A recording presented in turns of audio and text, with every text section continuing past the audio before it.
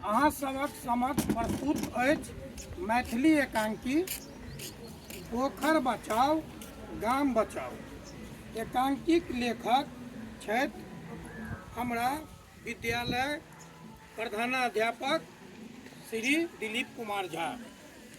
तो अहाँ सब शांति बनाओ और देखू, तकर बाद अहूँ सब जे है पोखर बचाव देख कर सुनू ध्यान से, और वही पर अहाँ सब काम करो।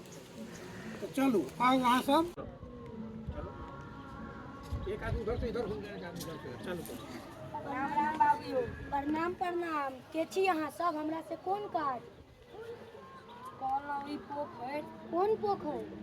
ई गाम के साइड में एकटा पोखर छै, ओ पोखर हमरा सबके दऽ देतौ। अहाँ सबके पता हुए जे ई पोखर अपन गामक मल्लाह हरि सहनी 3 सालक पट्टा पर माछ पालन करबाक लेल लेने छै।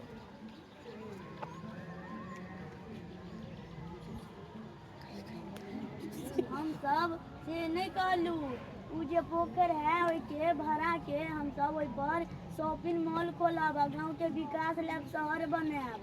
धुर महाराज, केहन बात करे छी अहाँ?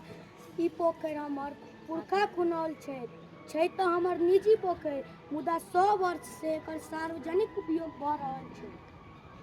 ई पोखर बेचऽ तऽ दूर, हम इन बात सोचियो नहीं सकै छी।